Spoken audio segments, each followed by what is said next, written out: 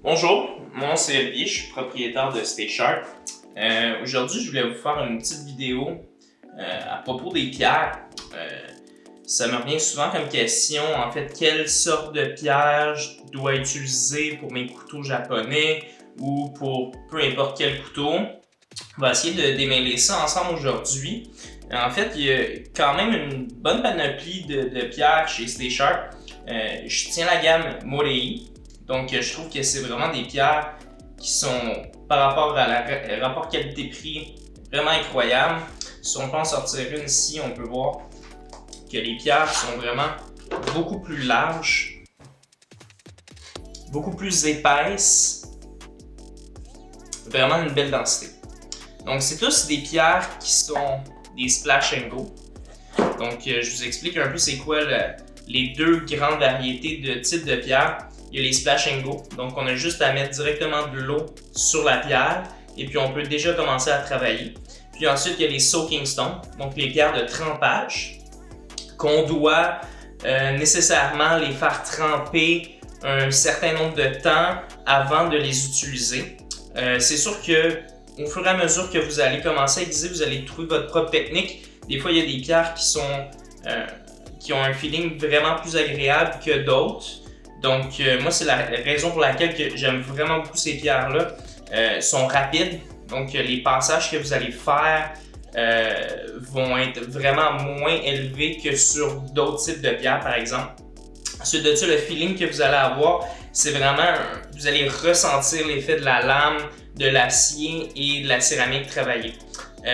Ensuite de ça, ce que j'aime beaucoup de ces pierres-là, c'est justement qu'ils ont une durée de vie vraiment plus importante que la moyenne des autres pierres sur le marché.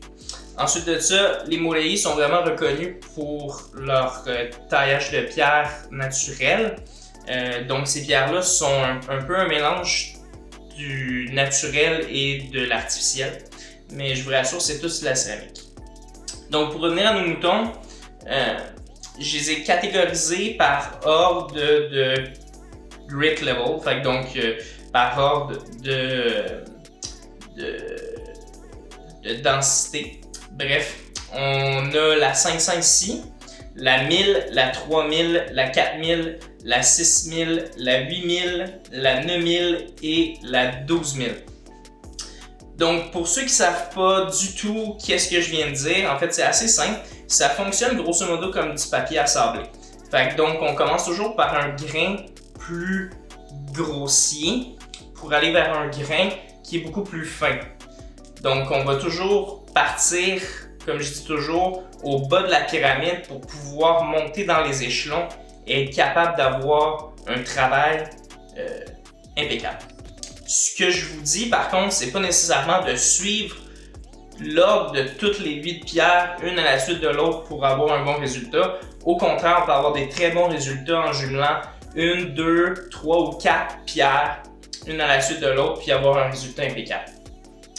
Donc, la pierre de 500 va être grosso modo pour faire du reprofilage ou de l'ajustement de tranchant. C'est sûr que pour un couteau qui est particulièrement émoussé, je recommande vraiment de partir avec une 500. Ensuite de ça, la pierre 1000, c'est la pierre d'aiguisage. Vous avez absolument besoin d'une pierre comme ça. C'est elle qui va maintenir le tranchant de votre lame. Ensuite de ça, toutes les autres pierres, on rentre dans les pierres de polissage. Donc, les finis vont changer au fur et à mesure qu'on va augmenter. Donc, c'est toujours bon à savoir de dire est-ce que la différence entre une 3000 et une 8000, est-ce qu'il y a une grosse différence? Oui, on va le voir dans une prochaine vidéo. Je vais vous montrer la différence des tranchants qu'il va y avoir entre une 3000 et une 8000 par exemple. C'est sûr que pour vous qui voulez avoir, je vous dirais, l'aiguisage de base chez vous à la maison, c'est sûr que une 1000 c'est obligatoire, je pense.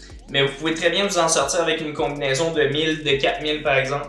La troisième, la 3000 est quand même assez intéressante, mais par contre, si vous voulez aller futurement dans une pierre plus élevée, je recommande quand même de pas trop avoir un certain gap entre les pierres. Donc entre la 3000 et la 8000, il y a quand même un gros gap. Donc je recommande vraiment une pierre plus comme la 4000 ou la 6000, mais vraiment la 4000 est un de mes choix de prédilection.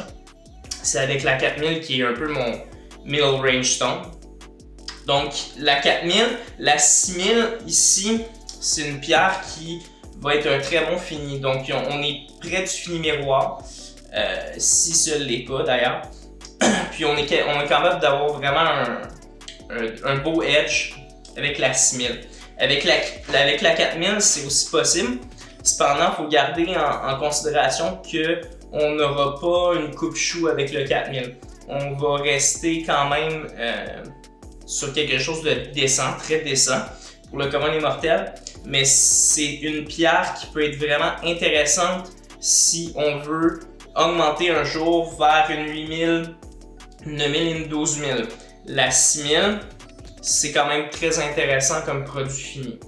Donc ensuite de ça, la 8000, on est sur quelque chose qui est vraiment intéressant en termes de finition globale. À 8000, on est à un polissage relativement miroir, qui est probablement même à 100% miroir. Ensuite de ça, la 9000, on est sur quelque chose qui est assez similaire à la 8000, pour pas vous mentir. C'est aussi un très bon entre-deux pour ceux et celles qui veulent vraiment aller à la coupe chou, au rasage vraiment sans forcer la donne. Donc la 12000 c'est vraiment optimal pour ceux et celles qui sont un peu geeks sur l'aiguisage de couteau. Donc voilà, c'est la petite vidéo que je voulais vous montrer par rapport aux pierres. Il va y avoir d'autres vidéos sur l'aiguisage, bien évidemment, sur moi, les pierres que j'utilise par rapport à certains types d'acier, etc., etc. Donc, vous pouvez m'écrire en commentaire comment vous avez aimé la vidéo. S'il vous plaît, aimez la vidéo. Si vous l'avez aimé, la partagez. Mais je vous remercie beaucoup. Au revoir.